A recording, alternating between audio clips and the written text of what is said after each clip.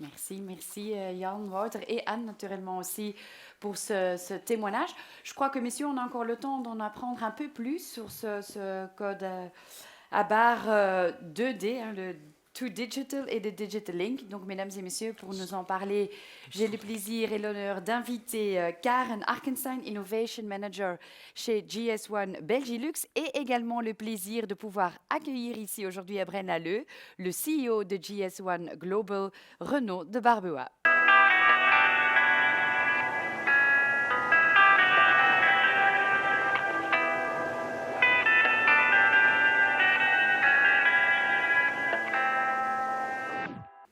Hello everyone, let's talk about barcodes. Exciting, right? So have a look at these barcodes. Wait, no, these are not correct. This is not the right slide.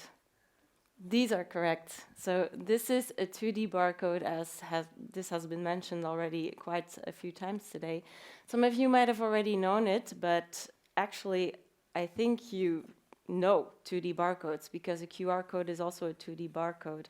And last year, we couldn't even leave our house without our QR code, so good times, right? But this is also an example of a 2D barcode. So this is the GS1 data matrix, which has been shown in the video before. And this is a 2D barcode, which is a two-dimensional barcode. Now, you may ask yourself, why even move to 2D barcodes? Because we have a perfectly functioning barcode on the label already today. Why do we need to change that? And the answer is because a 2D barcode is actually a king in disguise, because it has many advantages. And one of the advantages is the barcode itself, so what it is, and what it does. So what it does is it links to the digital world, and that is the second major advantage of it. So when we look at the barcode itself, what it is, then one of the advantages is the size. Because I hate to break it to you, but barcodes are not that sexy. Ask your marketeers. Barcodes... Don't break the stage? Yeah, it's done. So barcodes are not that sexy. So as marketeers especially, we want to keep the barcodes as small as possible. And a 2D barcode is very, very small. And it can save you some space on the label, or it gives you the opportunity of reducing your label, the size of your label, so that's really good. And then the other advantage is the readability. So even when your barcode is poorly printed or partially damaged, the chances are still very high that it still gets scanned, which of course makes your cashiers happy, makes your consumers happy, makes, again, your marketing people happy. So that's a big advantage as well. And then third is the encoding capacity. So usually in a one-D linear barcode, you only encode a GTIN, which is fine.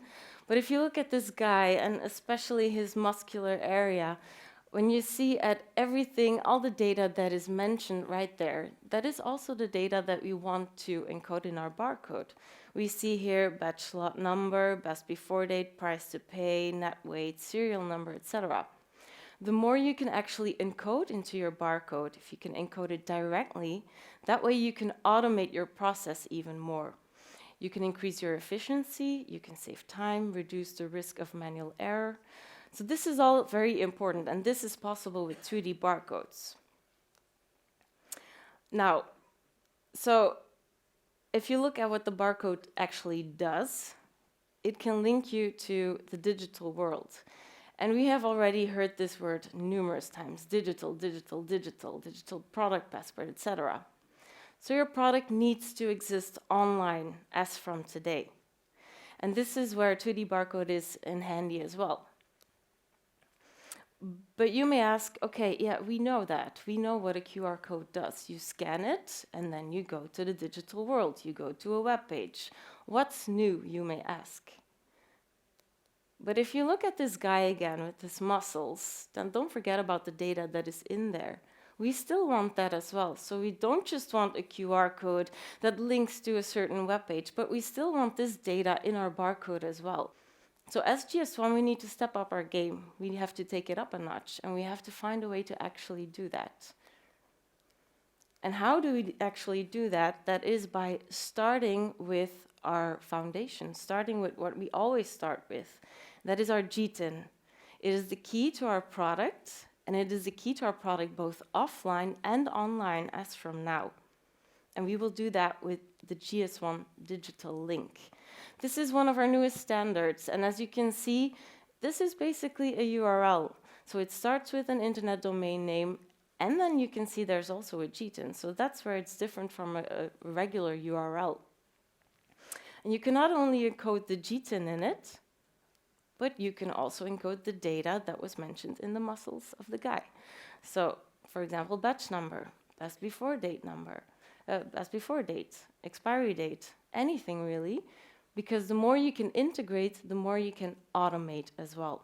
And this is what is possible with Digital Link. So as you can see, it's not just a URL, but it also contains the information that you actually need in your barcode as well.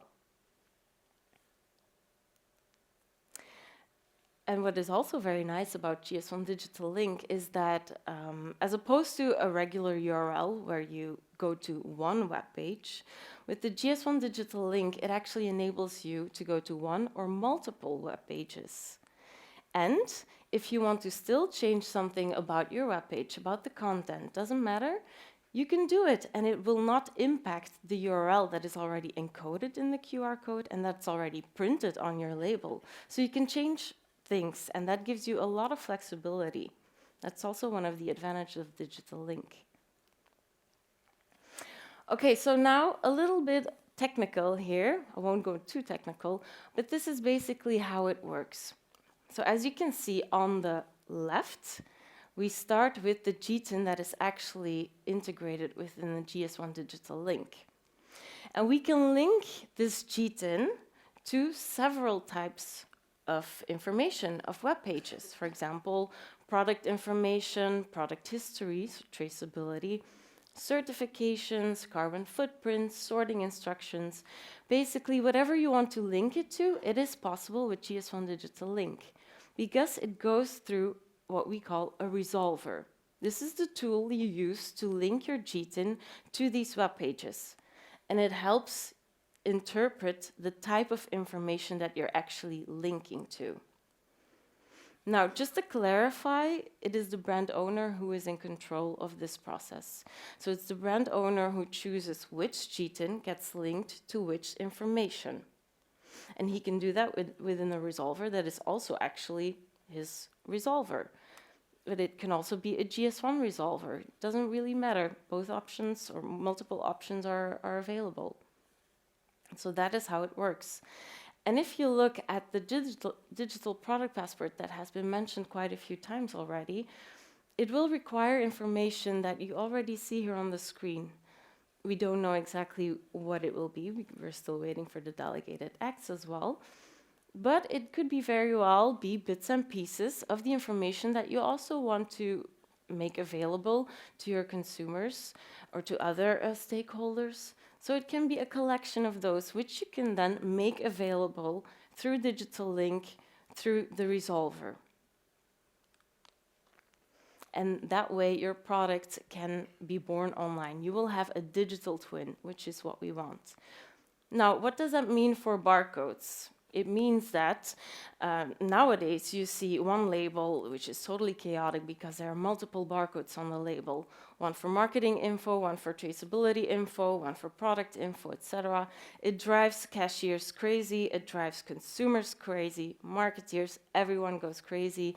They're frustrated, they're confused, we have scanning conflicts, and we don't want that anymore.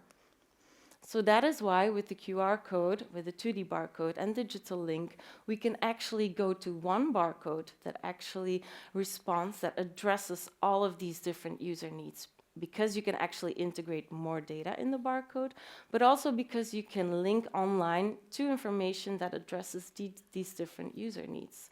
So this is our mission at GS1. So let me ask you guys, I don't really see you, but let maybe just use the lights a bit. Who here actually scans QR codes from time to time on products? By raise of hands. Asked as a consumer, not as a barcode nerd like I am. So Well, I see a lot of people here doing it, and I think it will happen more and more that the number of people will be raised. And I think if we ask this question in Thailand or anywhere else all over the world, that the answer will be quite similar. But just to make sure, that is why we also invite our colleague from GS1 Global, CEO Renaud, on stage to explain to you what is happening at a global level. You have your clicker. I'm all set, thank you. And thank you very much, Karen. And it's a real pleasure to have the opportunity to talk about what's going on worldwide on 2D barcodes. And I would like to illustrate what's going on to basically answer a very simple question. How you can have more powerful 2D codes, what are the benefits, and how we organize this global migration across the world from the linear barcode to the 2D barcode. And before jumping into 2D, I just want to say that 2D is one of the top 4 priorities we have across the world in GS1. And with unique identity, the GTIN, you mentioned that, with Verify by GS1, which is the possibility for brand owner to create a digital ID and make sure that all stakeholders in the world are able to check it. The migration 2D, GS1 Digital Link, and data sharing. And it's the combination of all of that which will enable what we've seen since this morning. But now let me jump into 2D with 3 examples, and I will start in Australia with Woolworths. Woolworths has started its journey with 2D already a long time ago by putting a GS1 data matrix on their variable measure products, especially poultry and meat. And by doing that, they've enabled to better manage the expiry date, and they have offered a consumer the possibility to have discounts when you arrive at the end of the expiry date. And by doing that, they have not only given more choice to the consumer, but the result is a reduction in waste of about 40%, which is a huge number in terms of benefit for the supply chain, especially today where we are trying to combat waste across the supply chain. And what's interesting in this example, which is, I think, very similar to what you do in Belgium since several years, is the scale of it, because we're talking about 1,000 stores across Australia and 5 million 2D barcodes scanned per week. So I think this first example illustrates that 2D barcode powered by GS1 can scale and will lead to really huge benefits when they are deployed. So that's the first point. The second example I want to take is in Brazil, where this is the first known instance in the world of putting a QR code with digital link that goes beep at the checkout. And Parla Deli is a Brazilian bakery and restaurant, and they've put QR codes with digital link on 2,000 products. And here is what consumers and Parla Deli can do with that. Consumers are able to get recipes from the QR code when they scan it. They can give feedback to Parla Deli, and they can also buy again the product online on the e-commerce site of Parla Deli. And internally, this QR code has helped to increase hugely inventory management for Parla Deli, and also ensuring that you don't sell out-of-date products. So it's a security for the retailer. And obviously, it goes also beep at the checkout. So what's interesting here is to see that with one single barcode with digital link inside, you can enable many use cases for the consumers, for the store, and for the supply chain. And I think that's the beauty of the approach here, with one barcode to have a lot of use cases. Now the third example is from Metro Germany, and here what's interesting is the progressivity. That is, they started for internal processes in managing meat, in managing expiry date, But then they moved to dynamic pricing, having the possibility to dynamically adapt the price based on what's inventory and the expiry date.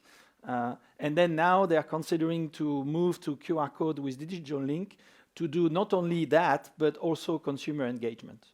And so what's interesting here is the fact that you can start small and then build upon different use cases with the same element. So in summary, those 2D barcode powered by GS1 with GS1 identity and data inside can enable many use cases. And it's true we've seen that for fresh food, but it's true for CPG, for apparel, for general merchandise. And you have here the type of benefits that you can get from one single barcode on the pack. Now, what is globally our ambition around that? So globally, first of all, I think the ambition starts now.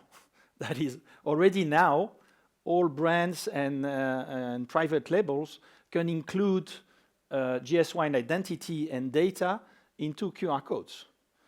So don't wait. Start now, because that's already available, and you have the choice of which 2D barcode you want to use. But if you want to do consumer engagement, the choice is pretty clear: QR code with digital link. So start now. But in addition to that, we have a second ambition, together with industry and in all regions of the world, is to have a target in 2027 at which all retailers will be able to read 2D codes at point of sales. And when we reach that point, it means that manufacturers have the option to replace the linear barcode by the 2D barcode. It's not an obligation, but this will be the possibility at that time. And so we are going to live in a world where we will have all the codes for, I'm sure, a long time, because 1D will not disappear. But with the 2D code, it's going to bring more possibilities. And one thing that is important is that on the retailer side, it's to provision to be able to read all those codes, not only during the migration phase, but at target. Finally, in order to reach the 2027 objectives, we've defined a roadmap, a global roadmap, as a guide for all countries. Now, you can go faster. I'm sure that in Belgium and Luxembourg, you will go faster. As an example, in China, one of the provinces with 65 million consumers, they are targeting the end of 2023 to have 80% of all their food products with QR code and digital link, with a link with their traceability database to ensure the safety of products. So there are parts of the world which are very ambitious to reach those targets, and I'm sure you will be part of that journey. And to maybe summarize my talk, first of all, by including GS1 identity and data into the QR code, you will make them much more powerful. So don't hesitate, go for it. And this will unlock multiple use cases. The second message is GS1 is helping industry all over the world to migrate towards this 2D barcode powered by GS1. And we are seeing a strong momentum, a strong adoption all around the world. And my third message is it starts now, start now, and also as a community target 2027 with the retailers to have a ubiquitous reading at point of sale of those more powerful 2D barcodes. Thank you.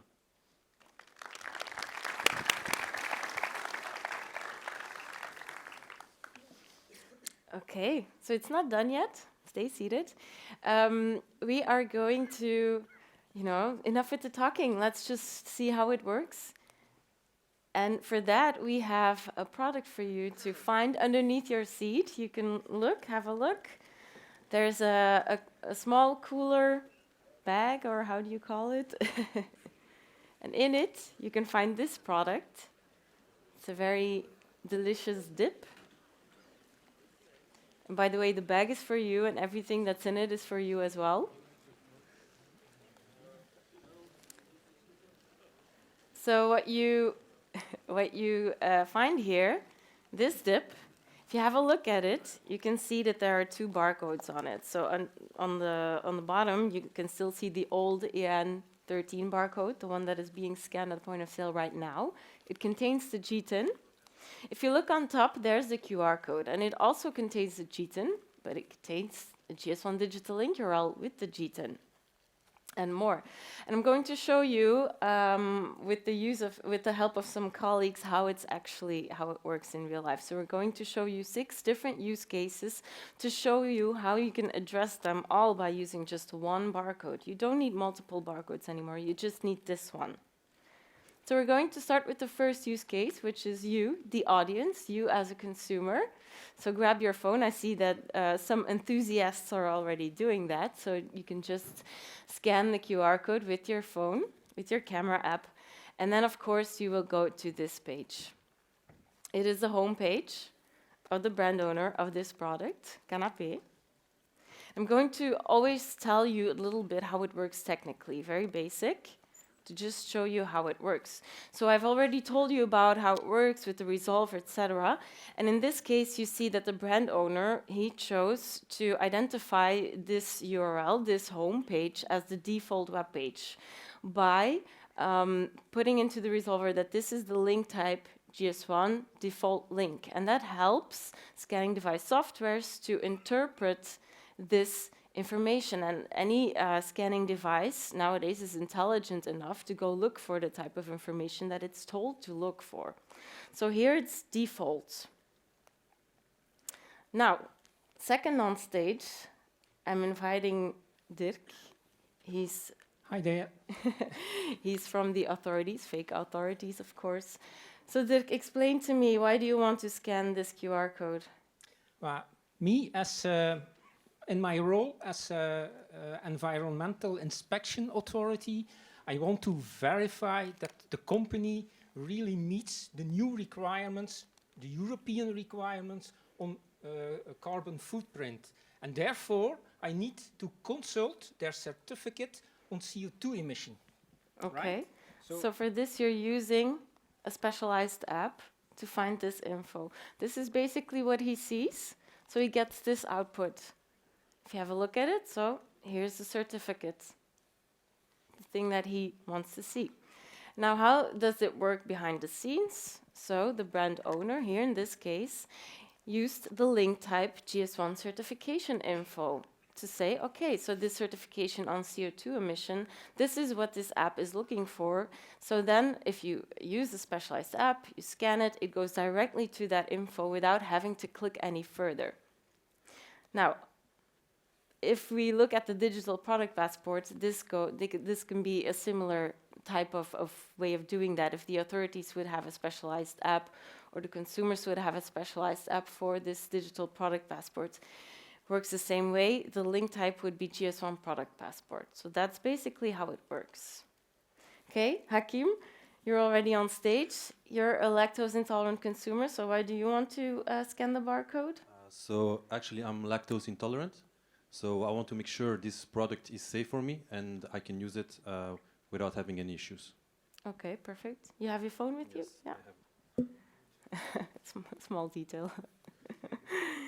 So basically, if he scans the barcode, this is what he gets if he uses a specialized app to make sure that the product does not contain lactose. And here it's lactose-free. That's the information he gets. And this app is an app powered by GS1, by my product manager. It's a fake app, FYI. But it is possible because this brand owner has already given his input on the product, on the allergens within my product manager. And he could choose within the resolver to actually retrieve this information from my product manager. And he told the resolver, okay, you need to use the link type GS1 allergen info. And that way, the app that Hakim uses can immediately look for the allergen info within the resolver. It's pretty simple, right? It's not no rocket science. Okay, but then here, of course, retailer point of sale. It's a different story because we need to go forward in time a bit. Now it's the year 2028, something like that. First of all, what is 2028 like? Is COVID gone? Oh, well, we've only had one pandemic the last year, so I guess we're doing great. Okay, great. So basically, why do you want to scan this barcode? Well, I want to scan the barcode because I want to receive the product information at the point of sale, and I can see the price for the consumer to pay. Okay. It should beep. It doesn't beep. There it is. So, okay, it went beep. That's what we want. So this is the output that we get. It's at the cash register. So here you see €3.50. That's the price of this product. But remember, the reason why this is actually possible is if your point of sale system, if it's actually able to interpret the GS1 Digital link syntax, then it knows how to retrieve the GTIN from the GS1 Digital link URL. So that way it works the same way as it is nowadays with the simple EAN barcode. Gets the GTIN from it, no online lookup needed, so if the internet goes down, your scanners won't fail. So this is how it works. It gets the GTIN from the digital link URL. Now you can see there's also batch number and best before date in the URL, so what can we do with that? For example, because the batch number is encoded within the URL as well, that means if a certain batch went bad and we need to block this batch from being sold at point of sale. That is possible because the point of sale software can actually detect this batch number and then say, no, this batch is blocked, we will not sell it.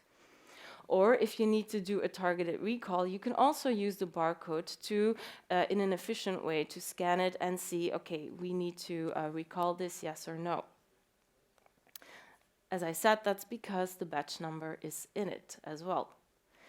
Now, because the best before date is in it as well, that means that, and Renaud has mentioned it already, is that you can also make it different when it comes to wasting food. Because if you see that a product is nearing its best before date, that way you can give automatic price reductions at point of sale. That is possible. Or, for example, if you could encode an expiry date into your URL, that way you could block expired products from being sold. That keeps your consumers happy, of course. So that's possible if you encode it as well. Now, another use case is the consumer after consumption. So this one has been eaten. Was it yummy? It was very tasty. Okay. So why do you want to scan the barcode? I'm a green-minded consumer and I want to sort my product waste so that it can be recycled. But it's not always that easy to know how to sort. So that's why I use a specific app to know how to do it. Okay. So if you scan it with your specialized app that tells you what your instructions are for sorting, you can see, et voilà.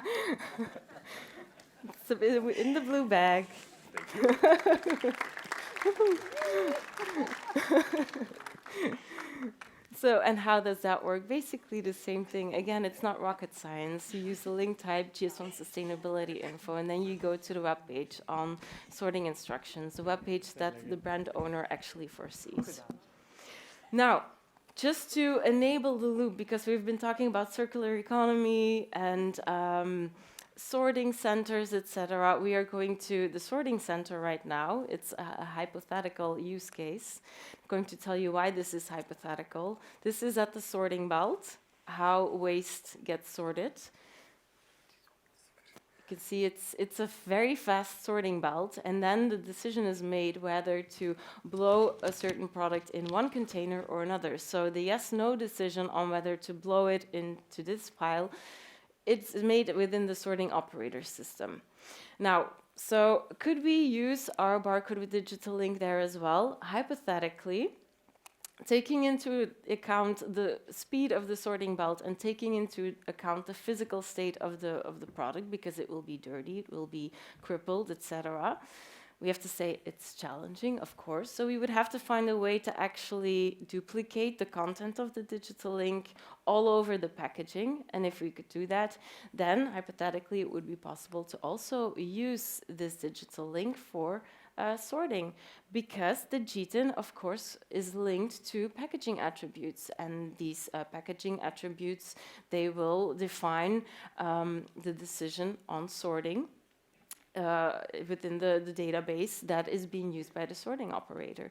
So this is possible as well, just to give you an illustration of how we can enable the loop. And I'm going to shut up now, my time is up. But as you can see, okay, yeah? Is there also a temperature sensor in this? Because then you can link the supply chain of the temperature. We will do that by the next forum.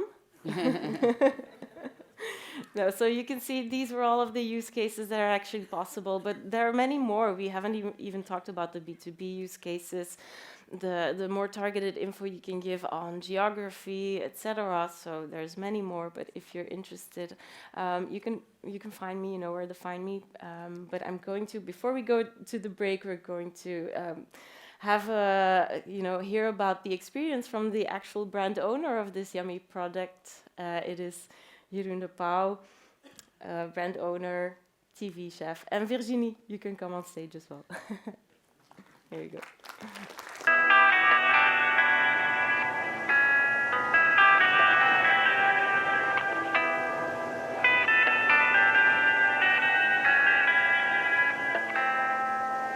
Merci beaucoup Renaud et Karen. C'était quand même impressionnant, indrukwekkend. Beste Jeroen, en mag ik zeggen, de chef-kok, of toch een van mijn favorieten, ik mag dat hier niet op wel zeggen. Wow. Voilà. Alleszins, ja, indrukwekkend wat je ermee kan doen. De vraag is natuurlijk, hoe heb je dat zelf ervaren, hè? De voordelen van die digitale link? Ja, voor ons eigenlijk als merkhouder is het gewoon belangrijk dat we heel snel de informatie kunnen bieden dat onze klanten zoeken. Dat kunnen ze, zoals we gezien hebben, ik denk dat het heel duidelijk is hoe dat ze dat vandaag de dag kunnen zoeken. En dat is onze bedoeling om onze klant natuurlijk zo snel mogelijk de juiste info te geven. Ja, en die informatie die is natuurlijk ook superbelangrijk. Je bedoelt de juiste informatie naar de consument toe, want ja, we hebben het nu alleen nog maar over de consument. Hè? Ja, voor ons is het vooral belangrijk informatie naar de consument toe, maar wat dat ook heel belangrijk is voor Canapé, wat een jong merk is, waar wij vandaag de dag niet de budgetten hebben om bijvoorbeeld grote mediaruimtes te creëren of zoiets, hebben wij nu er een QR-code op staan waar dat we onze verschillende producten die onder ons merk vallen perfect kunnen laten linken. Mensen hebben gezien, als ze de QR-code scannen, dan kunnen ze van het product proeven en kunnen ze eigenlijk meteen ook reserveren in ons restaurant of een ander product van Canapé kopen, waardoor dat we eigenlijk met één kleine code alles aan elkaar kunnen linken. Het enige waar we vandaag de dag een beetje tegenaan lopen, wij zijn een CO2-neutraal product, wij zijn volledig recycleerbaar, er zijn heel veel producten van ons vegan. We willen heel veel info geven op één potje. We hebben natuurlijk... De grootte is beperkt, er zijn een paar dingen die er moeten op staan. En erover te schakelen naar één enkele code, hebben we veel meer ruimte, kunnen we ons product meer laten zien. En dat vind ik misschien nog een van de belangrijkste dingen, dat je als merkhouder eigenlijk zelf kunt kiezen welk pad dat de consument bewandelt, wat ze eerst te zien krijgen en hoe dat ze dan eigenlijk je product kunnen ontdekken. Ja, dat vond ik ook wel een heel interessante feature. Dus...